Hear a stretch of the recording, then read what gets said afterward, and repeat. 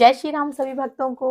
जय माता की। फिर एक नई वीडियो के साथ हाजिर हो गए हैं और आज की जो हमारी वीडियो है इसमें आप बताइए कि अगर शरीर पर कोई शमशान की शक्ति है या शमशान की कोई क्रिया की गई है तो क्या संकेत मिलेंगे या कैसे जाने कि हमारे साथ जो है शमशान से जुड़ी हुई कोई भी शक्ति है। तो आज की वीडियो इसी विषय पे है।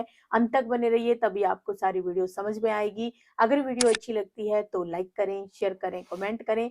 चैनल पे पहली बार देख रहे हैं तो चैनल को जरूर सब्सक्राइब करें ताकि आप तक जो वीडियो की नोटिफिकेशन सबसे पहले ही पहुंच जाए। चलिए शुरू करते हैं आज की वीडियो। जय श्री राम। जय श्री राम, जय श्री बालाजी, जय माता की।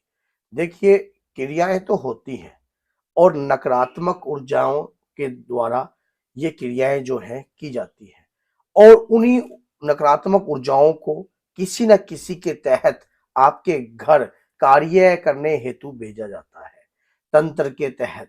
अब अगर आपके ऊपर अगर शमशान की चौकी छोड़ी हुई है, शमशान की क्रिया करी हुई है, तो वो किस प्रकार से क्रिया होगी, क्या क्या संकेत आपको घर में होने लग जाएंगे, किस किस प्रकार से आपको पहचान महसूस करें। होगा कि शमशान की क्रिया आपके ऊपर करी हुई है।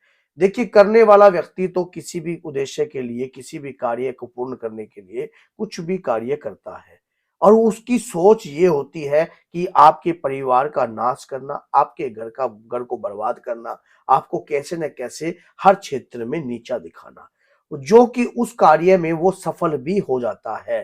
क्योंकि तंत्र की विद्या के माध्यम से, शमशान की क्रिया के माध्यम से वो किसी ओझा सियाने के चक्कर में जाकर वहां पर आपके नाम की कोई फोटो या आपका कोई वस्त्र या कोई आपकी किसी भी प्रकार का कोई भी किसी प्रकार भेंट की देते। भेंट या कोई क्रिया ऐसी करवाई जाती है आपके ऊपर, जिसके माध्यम से वही प्रतिक्रिया आपके साथ होने लग जाती है।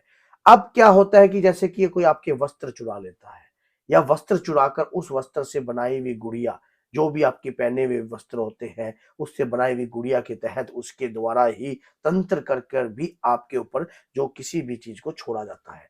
उस दौरान, तंत्र के दौरान शमशान की जगाई हुई शक्तियां, जैसे किसी कोई मसान जगाकर उसके प्रति कार्य करता है या किसी शमशान की जलती चिता के माध्यम से, उस चिता की माध्यम से चिता के जो हड्डी है या किसी भी प्रकार से उसकी प्रक्रिया कर कर और गंदी प्रकार की प्रक्रिया कर कर, मलिन प्रकार की प्रक्रिया कर कर आपके ऊपर वो चौकी जो है छोड़ी जाती है। तो जिस भगत के ऊपर, जिस भी व्यक्ति के ऊपर ये क्रिया होती है उसको क्या संकेत, क्या उसके शरीर के अंदर भी उसको नजर आने लग जाता है, जैसे बीमारी नजर आने लग अब जाती है। जैसे कि मान लीजिए, टारगेट भिन्न भिन्न हो सकते हैं।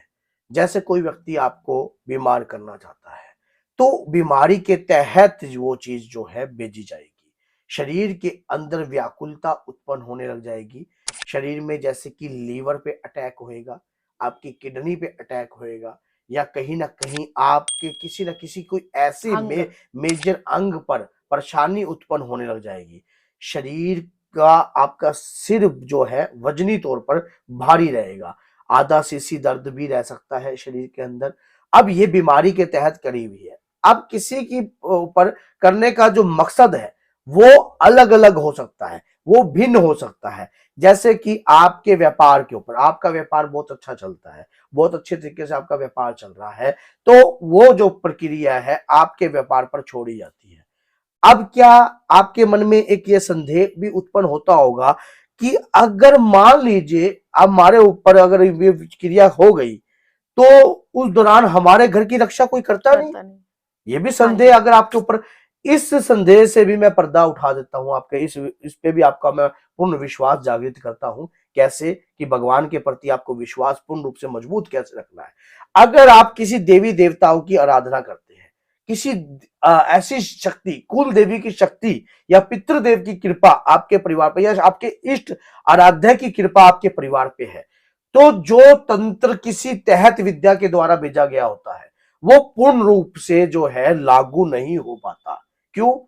इसलिए नहीं हो पाता क्योंकि जो सकारात्मक ऊर्जा होती है वो नकारात्मक ऊर्जा की फाइट, उसके साथ फाइट करती है। अब उस दौरान मान लो अगर आपके घर में कुल देवी की पूजा हो रही है, आपके घर में आपके पितरों के प्रति जो है कार्रवाई और आपके पितृ जो है बलवान है मजबूत है। और उन्होंने भी अपने जीवन काल में ऐसे कर्म किए हैं जिससे वो तरण तारण उपन्न है, उपकार देने वाले हैं, मानो आपके देव ऊपर श्रेणी में। देव श्रेणी को प्राप्त कर चुके हैं। तो ऐसे पितर आपके घर की रक्षा करते हैं। अब उस दौरान क्या होता है कि जैसे कोई टारगेट में, लेकिन वो चीज जैसे हमारा मान लो हम जा रहे हैं, गाड़ी से जा रहे हैं, गाड़ी में हमारा जो जैसे कि हाथ डैमेज होना है। अब क्या होता है कि अगर हमारे घर में देवी देवताओं की कृपा होती है, अगर पितृदेव की कृपा होती है, तो वो हाथ डैमेज नहीं होगा, छोटी सी उंगली पर कोई चोट लगकर चली गई, वो भी इसी कारणवश चली गई क्योंकि कोई चीज टारगेट के तहत भेजी गई है।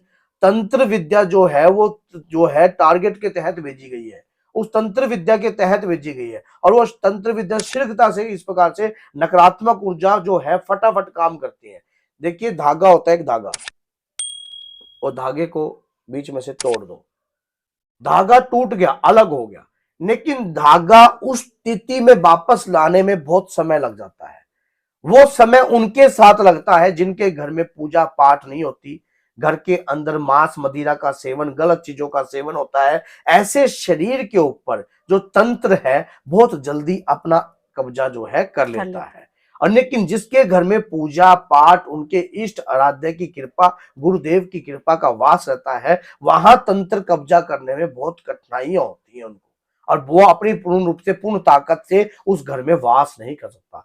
लेकिन ऐसा कुछ होता है, बहुत सारे लोग जो सियाने हैं, बहुत सारे जो लोग हैं, वो इस प्रकार की विद्या, जैसे कि कोई गुंजा मसान छोड़ रहा है, कोई काला कलवा छोड़ रहा है, ये अलग कोई भयंकर ताकत व शक्ति बेचने की कोशिश करता है, तो एक बार आपकी कुल देवी की शक्ति, आपके इष्ट देव की कृपा आपको सचेत करती है, आपको इंडिकेट करती है, आपको महसूस करवाती है कि आपके परिवार के ऊपर जो है गलत प्रकार की प्रक्रिया जो है करी जा रही है। लेकिन अगर आप उन चीजों को समझते नहीं है, उस चीज को भापते नहीं है, उस चीज को पहचानते नहीं है, तो वो चीज जो है आपके घर में लागू हो जाती है।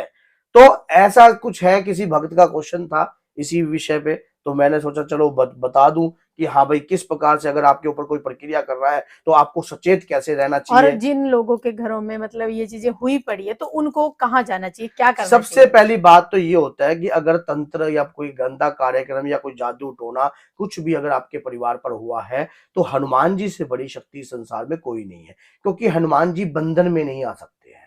हनुमान जी एक ऐसे देव हैं, और हनुमान जी के माध्यम से ही माँ दुर्गा की, माँ कालका की आराधना करनी चाहिए, क्योंकि हनुमान जी जो है वैष्णव है, और वैष्णव तरीके से अगर आपको थोड़ा समय लग सकता है, लेकिन सही गुरु का सानिध्य पकड़कर आपको लगातार प्रयास करना चाहिए। देखिए मक्खन होता है ना, मक्खन, कभी आपने देखो माताओं बहनों ने मक्खन जरूर बनाया होगा।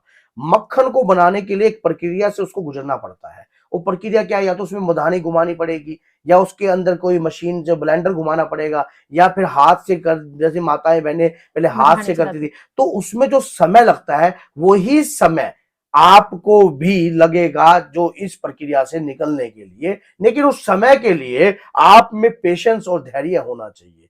अब बाद में आप देखते हो कि जब आपका मक्खन तैरने लग जाता है ऊपर ऊपर, ऐसा हल्का कैसे हो गया वो, उसी प्रकार से परमात्मा की कृपा जो होती है इसी प्रकार से प्राप्त होती है, और आप अवश्य ही जीतोगे, अगर चाहे कोई भी बड़ा से बड़ा तंत्र क्यों ना कर दे आपके ऊपर, क्योंकि देव शक्तियों की जो आराधना करते हैं वो एक बार अगर जागृत हो जाए तो कभी फिर सोती नहीं है। तो बोलिए जय सीताराम, जय श्री बालाजी, जय माता।